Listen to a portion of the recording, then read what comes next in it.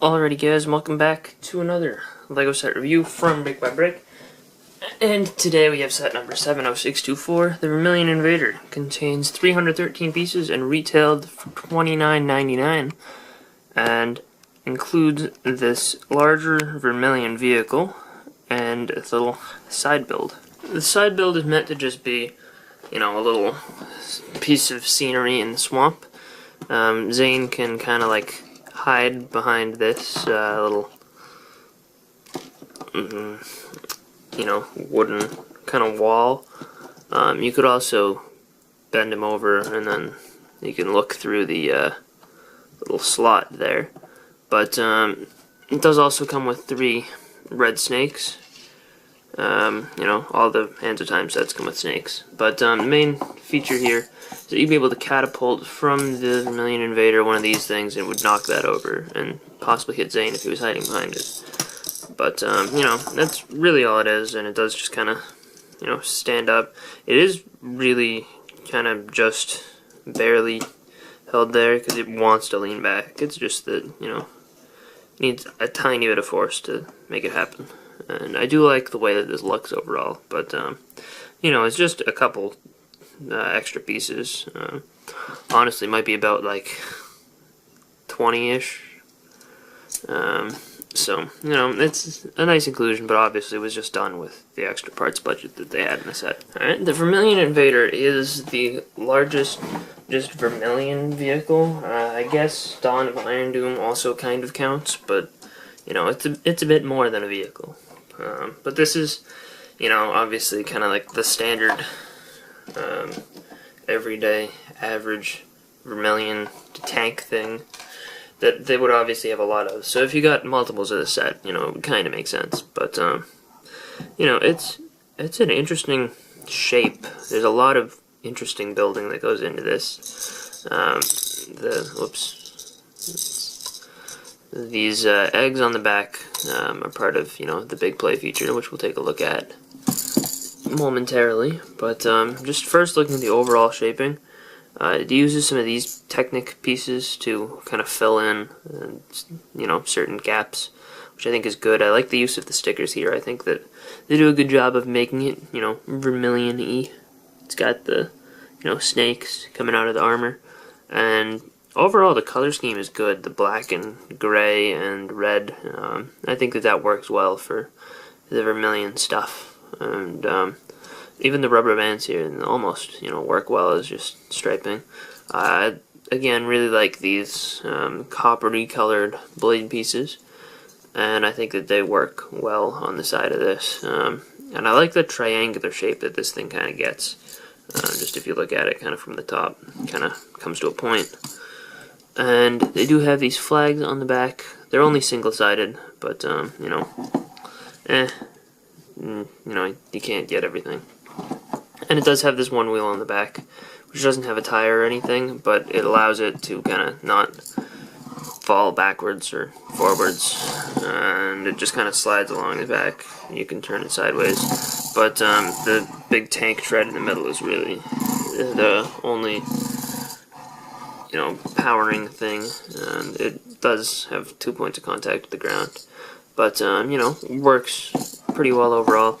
And you can see that there are 2 areas for figures to stand. I don't know if this vehicle would be, like, driven by the Vermillion themselves, because they kind of, like, are the vehicle, or if they're, just climbing onto the vehicle, and that's why it looks like this. But, you can stand 2 seats here, and neither of them look like they have controls, so that's why I'm suggesting that. But, there's a good space for them. There's, you can move them around a little. And then you can also just fold those down when nobody's standing there if you want. Or you could just leave it like that and leave it, looking like there is still space for someone to stand. But, obviously, same on both sides. And the big play feature here is this catapult, which at the moment is absolutely nothing because I have it, attached to the one stud that appears there. That hole I have lined up. But these pieces are from the Galaxy Squad theme, by the way, originally, and just being reused here. But if you just put it in without attaching it to the stud, like if you put it in like that, it just fits between those spikes, and then when you put it up, it gets a nice arc, and I think that it's a good, nice looking play feature, and works well. And if I wasn't catching it every time, it would probably break open and release the studs, which you have heard rattling around. There's 3 studs in each one, and it kind of gives it a nice rattle sound at the very least. And if you break it open right, which is possible, but I don't want to do because I know I'll lose the studs, they'll go everywhere. And obviously, you can kind of set it up where you will knock this over. Let's see if I reattached it. Whoops. Well,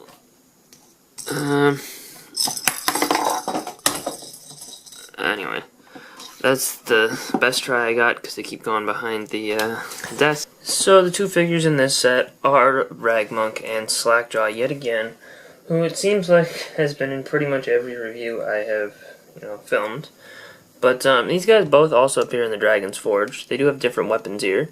Ragmonk comes with an axe, and actually I think these are exactly the opposite weapons, pretty much. Slightly different builds, but almost exactly the opposite of what they were in Dragon's Forge. But Ragmonk does have the cool helmet, that he has. Again, I guess I should turn him around and show you what the back of that looks like. But his armor piece is pretty cool. Also appears on a couple of the regular Vermillion that aren't, Commander Ragmonk. But he does have a cool earth orange color scheme to him, and I think that is a nice, feature. And with the head on, you can see all the printing on these guys. I like the Hands of Time logo appearing on both of them, and I like Ragmonk's earth orange snake printing and everything. I think that works pretty well, and I like the alternate faces for both of them because they kind of, give you a completely different look. But overall, the Vermillion figures are okay, but it seems like with all of them that there isn't a whole ton of variety. Like Slackjaw especially appears in a ton of the sets, looking pretty much exactly the same. I like the fact that the alternate faces can give you a little bit of variety there, but I would like to see maybe a little bit more variation in printing for the basic Venomari warriors, including especially getting some that were just in orange, not in red, because currently with the sets that are currently around, which are probably the only ones that are going to be made for Hands of Time, Blanc is the only Vermillion that gets the orange color scheme. And kind of surprisingly, the only exclusive figure in this set is Zane, which I guess is, it's cool to get a figure exclusive to this set, which seems, kind of more like an army building set. But I would like to see Zane appear in more of them because, it would give you an option to not get the set if you just wanted all the ninja. But, if you want all the ninja, you need to get this one. It comes with the forward time blade again, and it's a really cool piece. I like the time blades a lot. But the print for Zane on his torso and legs is pretty cool. It's on flat silver color, and his mask is the flat silver and white one. And he actually gets a new face print with a little bit of chipped metal up in the top. And on the back it just has that one little, I don't know what that is, some kind of port for something. And the back of his torso looks really nice. It brings in a bit more white, I think, than the front makes apparent, because it does have that one white square down there. But I think that the black shoulder pads and arms work well for the Hands of Time outfits. I just think that Zane, I don't know, there's something that I like about the fact that he's, silver and white, but it feels to me like this one, mixing silver, white, and black, doesn't work as well.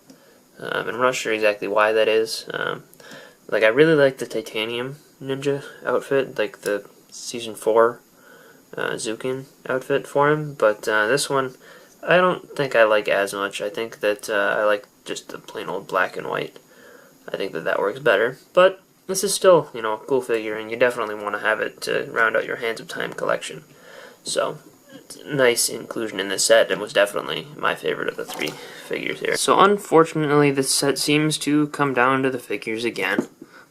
Really, there's nothing super exceptional about the build.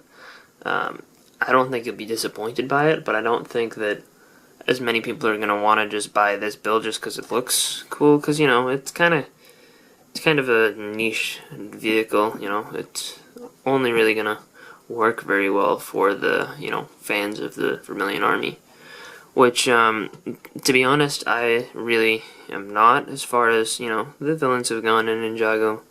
I have to say that the Vermillion are probably my least favorite of recent years, but a lot of people are going to buy this set anyway because it comes with Hands of Time Zane. That's, you know, probably the main reason I bought it, besides the fact that I wanted to, you know, have the complete collection. But, you know, it's a fun set. I think that everything about it works well, and I like the play features included. I just, you know, the appeal of the vehicle isn't as large as it has been in previous waves with some of the, you know, Sky Pirate vehicles, some of the Ghost vehicles especially, and the Serpentine vehicles. I don't know. There's something about it that just doesn't work right for me, but I think it's definitely unique and definitely different, so I do like that about it. Kind of get a little bit of a Stone Army vibe, but, you know, the stickers and everything, I think, do a lot to change that. However, overall, I think that it is a good set. It's worth it, but, you know, there's other sets that look more interesting to me, and this one probably will end up at the back of my display that I do make, just because there are other sets from this wave that I like quite a bit better. And I think that if you're considering buying a $30 Hands of Time set, you might want to look at Destiny's Shadow first, which that review will be coming soon as well, so stay tuned for that. Anyway, I hope you guys enjoyed, and I will see you guys all later. Bye, everyone.